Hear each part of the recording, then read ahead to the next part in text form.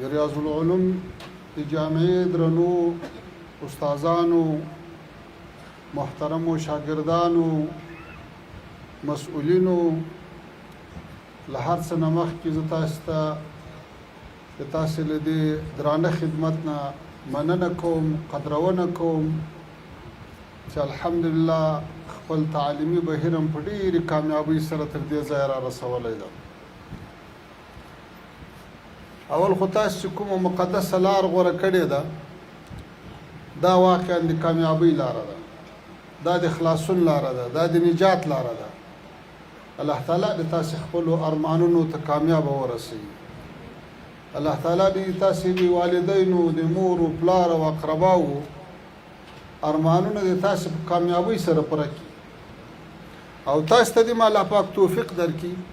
چې د دوی ارمانونه ور پوره کړي. ورونو، تاسو کله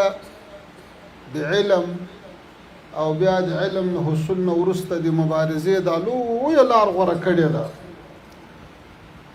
په دې کې به اوله خبره دا ده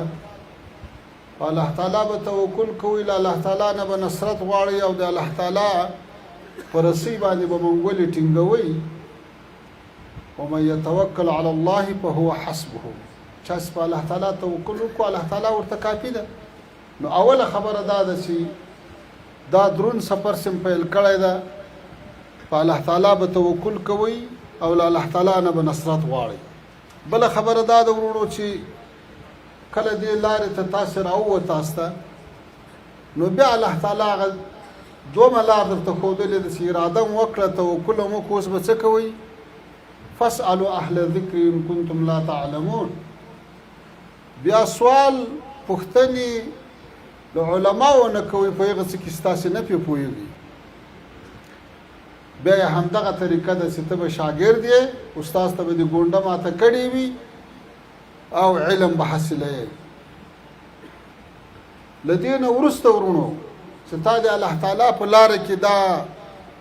اراده وکړه، راووتې، علم دې شروع کړو، بیا الله تعالی څه فرمایي؟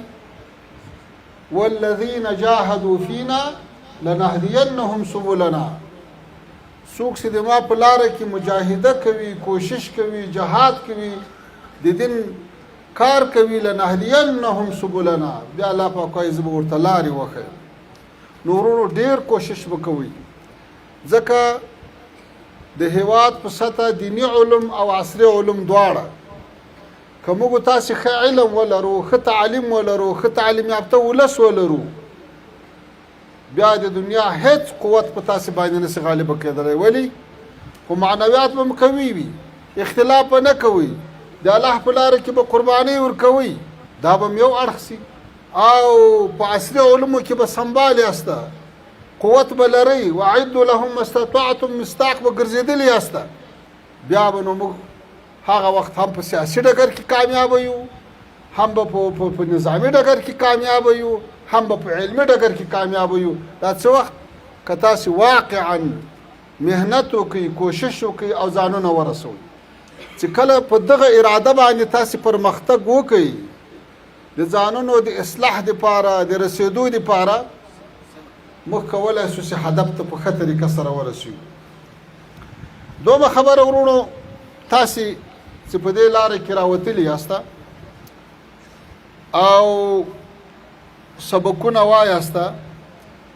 د دریو شیانو ډېر قدر وکړئ. یو د خپلو کتابو ډېر قدر وکړئ، بې احترامي یې مه کوئ. د الله تعالی آیاتونه او د رسول الله صلی الله علیه وسلم احادیث او د اکابرینو بهترین اقوال کې لیکلي دي. نو ګوره چې د کتاب بې قدري او بې عزتي درنه ونسي، همدا کتاب د ستاسې تر یو ځایه پورې رسوي. دوم ورونو، د خپلو استادانو ډېر قدر کوئ، ځکه همدغه استادان دي چې خپله زندګي د تاسې تربیت ته وقف کړې ده. او ګورې انسان که له یوې خوا نه د انسان جسم خوراک ته، چښاک ته، پوښاک ته، دوا ته، غذا ته ضرورت لري، همداسې د انسان روح بیا معنوي تربیې ته ضرورت لري. نو لکه مور او پلار چې دي په غذا او دوا او چخاک او پوښاک کې تربیت کړی ده تر دغه ځای رارسولی استاد دی بیا په معنوي اړخ کې روحاني تربیه کړې ده نو ګورې چې د استاد بې قدر درنه ونسي او دریم چېرته سم سبق وایاست کې په جومات کې وایاست په حجره کې وایاست په مدرسه کې وایاست د هغې مدرسې ډېر قدر کوئ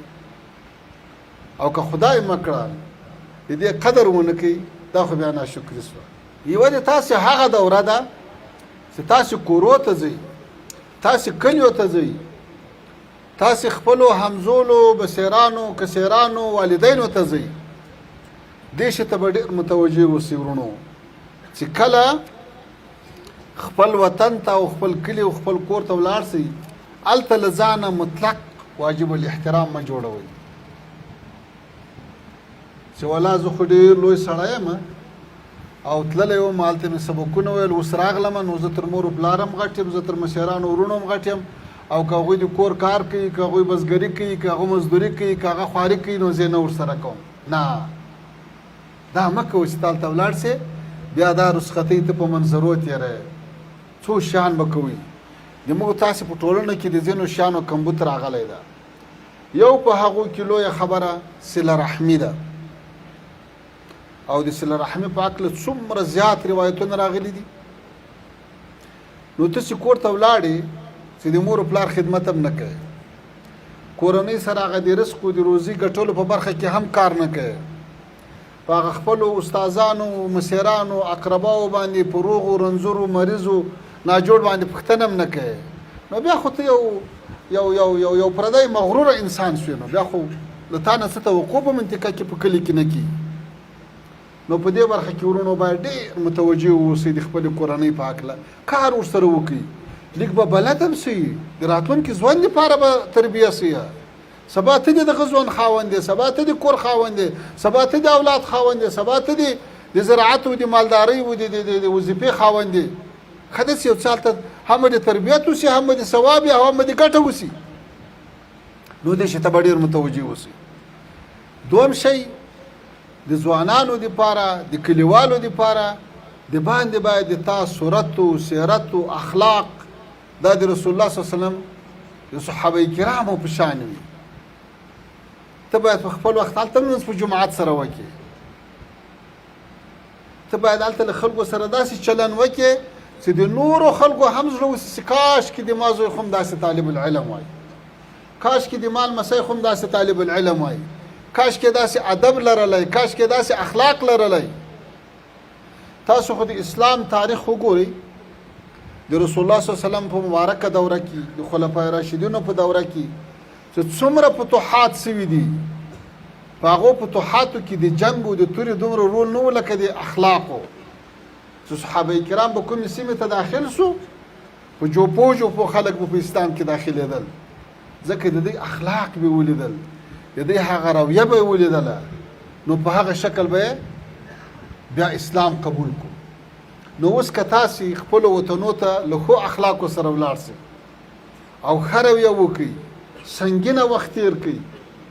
د تاسې اثرات به په ټول افغانستان باندې وي او چې یو کس د تا په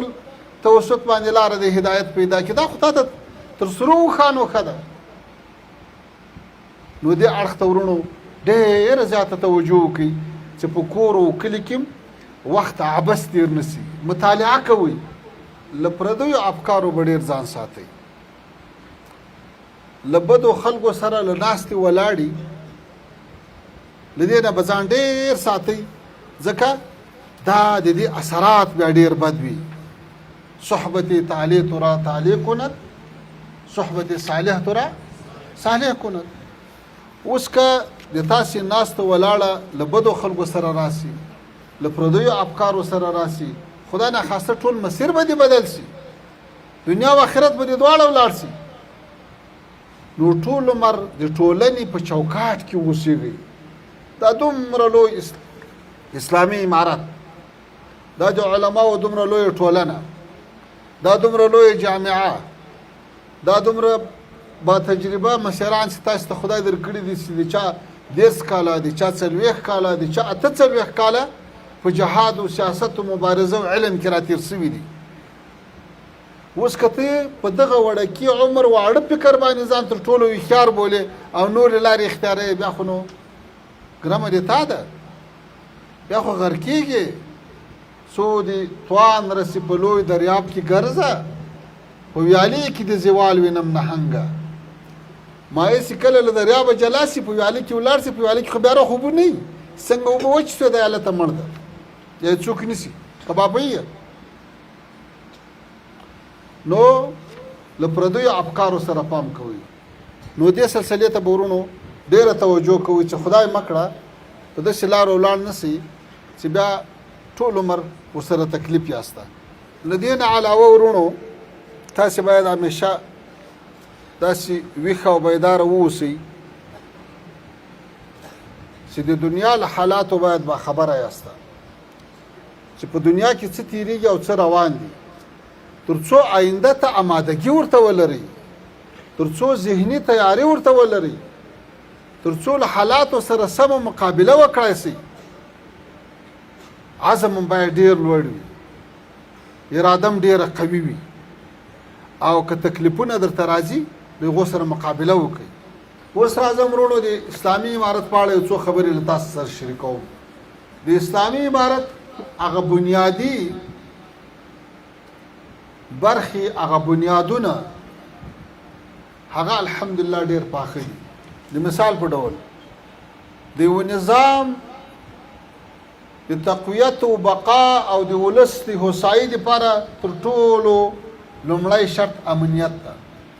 په ټول افغانستان کې امنیت ده په ټول افغانستان کې په یوه لویه ځمکه په یوه انچ ځمکه باندې مخالفین تسلط نه لري او دا په تیرو څه باندې څلورو لسیزو کې اول وار داسې یو داسې نظام الله تعالی را کړی چې په ټول افغانستان مسلط ده نو دا برخه کې الحمدلله اطمینان ده دوم شی چې د نظام بقا تضمینوي هغه اتفاق او اتحاد ده الحمدلله په ټول افغانستان کې په ټول امارت کې یو فرد یو مسؤل داسې نسته چې د مخالفت غږ یې پورته کړی اتفاق اتحاد اطاعت دومره کوي ده د خپل مشرتابه چې تاسو به تر اوسه پورې په ټول نظام کې د چا اواز نه اورېدلی چې ولې له ما سره داسې وشو نو دا بل هغه د اطمینان برخه ده چې الحمدلله امارت پیاوړی ده محکم ده دریم شی اقتصاد ده نن ټوله دنیا څپڅپانده ده په دنیا کې ډېر لوی جنګونه شروع دي یا بالفعل شروع دي یا بالقوه آمادګي ورته نیول کېږي په داسې یوه نړۍ کې چې افغانستان له 40 کاله جنګ نه راوتلی یو افغانستان په وچه کې یو حصار هېواد ده بحر ته لار نه لري دوه او بیا نن په ټوله دنیا کې د تیلو د ګازو نرخونه پورته سوي دي چې د هر شي په نرخ باندې منفي اثر کوي خو الحمدلله په افغانستان کې هر څه نارمل دي 15 میلیونه مهاجرین چې په ټوله دنیا ورخوسي کې هغه طاقت نه لري دارې تاسې هره ورځ اورئ دا افغانستان ته راغلو په ډېر ابرومندانه شکل باندې ځای په ځای شو که یو څوک له اسلام کلا نه راوښتی ده تر بدخشانه پورې حکومت په خپل موټر یا په کرایه ورکړې په کرایه په موټر کې رسولی کله تورخمه راوښتی ده تر هرات او تر فاریاب یې رسولی ده دا څومره لوی خدمت ده 15 میلیونه یعنې 50 لکه مهاجر 1 لک مهاجر چې په یو سیمه باندې ورسي څومره تکلیف وي دا بل هغه د ښوالي نښه ده چې الحمدلله افغانستان اوس په خپلو پښو ولاړ ده زموږ امنیتي ځواکونه که هغه اردو ده که هغه پولیس یا شرطه ده که هغه استخبارات دي الحمدلله ورځ تر بلې قوي کېږي منظم ځواک قوي ځواک نښه پېژنئ څه شی ده هغه ده چې د دښمن دسیسې له وقوع نه مخکې خنثی کړي موږ په تېرو 4.5 کالو کې په صلحاو د سایس خنثی کړي دي الحمدلله په بسته کال کې چېرته یوه یا دوه پېښه هغه هم په یو غلچکي شکل باندې به چېرته سوي پورې دا ډېره غټه کامیابي ده نو په دې برخه کې هم الحمدلله ډېر ښه روان وي. همداسې د صنعت په برخه کې زموږ په لویو ښارو کې په صنعتي پارکو کې د فابریکو دپاره اوس ځای نه پیدا کېږي. نن په موږ باندې هغه لارې بندې دي چې ټول افغانستان به له هغو لارو نه تمیلېدو، خو بیا هم افغانستان کې ګراني نه ده راغلې، ځکه چې د موږ خپل تولید زیات شوی ده، مصنوعات هم زیات شوي دي، فابریکې هم ډېرې شوي دي. او ته څه فکر کوې چې تر 6,000 زیاتې فابریکې فعاله شوي کارخانې، نو په دې کې به څو زره یا څو لکه کسان کار کوي، نو دا بهترین روزګار اوس په کور ته نه دي. په دې برخه کې هم الحمدلله ډېر ښه روان یو. تر 10 میلیونه یعنی تر 100 لکه زیات شاګردان لرو په مکاتبو په مدارسو کې. دا ډېره غټه فیصدي ده الحمدلله. له دنیا سره لدې چې 20 کاله له شاوخوا 50 هیوادو سره جنګېدلي یو. نن باید دا توقع ونه کړو چې هغه هیوادونه دې په موږ باندې ګلان وشیندي، خو د هغه باوجود موږ هغه د سیمې ټولو هیواد موږ په سیمه کې اوس یوازې یو هیواد پاته د سالته موږ سفارت نه لرو. نور د سیمې په هغو هیوادو کې د پخوان افغانستان سفارتونو کونسلګري لرله هغه الحمدلله ټولې فعاله دي. حتی په غربي هیوادو کې هم سفارتونو کونسلګري بعضې فعاله کړي دي. دا ډېر ښه پرمختګ ده، دا ډېره ښه لاسته راوړنه ده. زموږ خارجي سیاست دا خبره لږ ښه په ذهن کې کېنوئ. زموږ خارجي سیاست متوازن سیاست ده. متوازن سیاست په څه معنا؟ په دې معنا چې په دنیا کې یو ملک له بل ملک سره په جنګ اخته ده، یو له بل سره مخالف ده. موږ د یوه د مخالفت لپاره د یوه د خوشحالۍ لپاره د بل سره مخالفت نه کوو. د افغانستان سیاست اوس مستقل سیاست ده، اوس متوازن سیاست ده. له ټولو سره د اسلامي اصولو په رڼا کې اړیکې غواړو. که څوک نه راسره غواړي هغه د هغو کار ده. او په همدې شکل باندې به د خپل هیواد له هغو ناخوالو ساتو لکه تېر 50 کاله چې د مقابلو ډګر و، د لویو قدرتونو د جنګ ډګر و. د دې بعد به د اقتصاد او د ترانزیټ او د سیاست او د مدنیت ډګر به وي. همداسې د سیمې له هیوادو سره د نړۍ له هیوادو سره اقتصادي اړیکې ورځ په ورځ په مخ روانې دي. چې یوه لاره بندېږي 2 لارې نورې پیدا کوو. دا یو ډېر ښه سیاست ده. نو ورونو تاسې شکر وکاږئ چې الله تعالی له ډېرو قربانیو له ډېرو دربدریو وروسته یو داسې نظام درکړی چې هم یې امنیت درته راوړی، هم د اقتصاد په برخه کې کوشش سره کوي. تاسې به اورېدلي یو څو ورځې مخته یو پولیس یو هلک وواهو، داسې چپه یې کو، بیا په دې باندې په میډیا کې ډېر غور راپورته شو، بیا هغه پولیس هم ونیول شو. نو ما ملګرو ته ویل چې یوې خواته که وګورې دا خو د پولیس ښه کار ونه کړو چې دا ماشوم یې وواهو، دا خو یې بد کار کړی واقعا. خو د بل اړخ ته که وګورې چې اوس الحمدلله افغانستان هغه مرتبې ته رسېدلی ده چې هغه لو پېښه نو د پولیس چاپېړه ده. داسې د ورځې به په یوه شپه کې به 10-20 چاپې وهل کېدې، په یوه شوه روز کې به 200-300-400 کسان شهیدانېدل او زخمیانېدل. نن له هغه حالت ته خبره دې ته راغلی ده چې پولیس یو ماشوم په چاپېړه وهلی ده یا یې په لنګته وهلی ده. بیا مو هم څه ښه کار یې نه ده کړی. خو د موږ تاسو لپاره اطمینان دا ده چې افغانستان اوس د هغو هیوادو په کتار کې راغی چې حوادث یې دومره ټیټې سطحې ته راټیټ شوي دي. دا د اسلامي نظام برکت ته ګوري. اوس دغه اسلامي نظام په راتلونکي کې د ساتنې دپاره د تقویې دپاره بیا دغسې ځوانانو ته ضرورت لري لکه دا تاسې، او دغسې ځوانان لکه دا تاسې دا بیا تربیې ته ضرورت لري، تعلیم ته ضرورت لري. که موږ په تربیه او په تعلیم کې مخ ته ولاړ شو دواړه، هم تعلیم هم تربیه، هم به د شاګرد اخلاق جوړي، په اسلامي اصولو به برابر وي، شفقت به لري، عجزي به لري، خاکساري به لري، نبوي اخلاق به خپل کړي، لمنځ او اودس او تقوا او دیانت به په ځای وي او هم به په استعداد کې هم په ساينس کې مخ ته رواني هم په انجینری کې هم په فقه کې هم په تفسیر کې هم په حدیثو کې بیا به افغانستان د نړۍ په سطح یو نمونه وي. الله تعالی دې وکړي الله دې وکړي چې د موږ تاسې وطن د علم مرکز سي د پوهې مرکز سي د دین مرکز سي د تقوا او د دیانت مرکز سي د استفتاء او د فتوا مرکز سي او که تاسې محنت وکړئ دا کېدای سي. نو چې داسې شرایط الله تعالی برابر کړي دي د دې شرایطو نه بیا ښه ګټه واخلئ. هغه ظالمان چې بیا هم د دې نظام مخالفت کوي د هغو نه باید دا پوښتنه وشي چې چېرته لپاره مخالفت کوي. آیا په افغانستان کې کوم هغه څه دي چې ته د مسلمان په حیث غواړي هغه نه دي عملي شوي؟ د هېواد په 400 ولایتو 400 ولسوالیو کې شرعي محاکم نه دي فعاله، حدود نه جاري کېږي. په ټول افغانستان کې سود بند ده، شراب بند، غیر اسلام ته تبلیغ بند ده. نو هیڅ جواز د مخالفت نشته، هیڅ جواز د بې اطاعتۍ نشته، هیڅ جواز د سرکښۍ نشته، هیڅ چاته دا حق نشته چې مخالفت وکړي. ځکه مخالفت خو به یا د اشغال په مقابل کې به څوک وسته پورته کوي، یا به د بېدینۍ په مقابل کې پورته کوي، یا به له خپل مال او له خپل سر نه دفاع کوي. نو چې سر او مال دې محفوظ ده، وطن دې آزاد ده او دین دې حاکم ده، بیا د چشت لپاره څوک مخالفت کوي؟ دا غیور ملت چې کله متحد شوی ده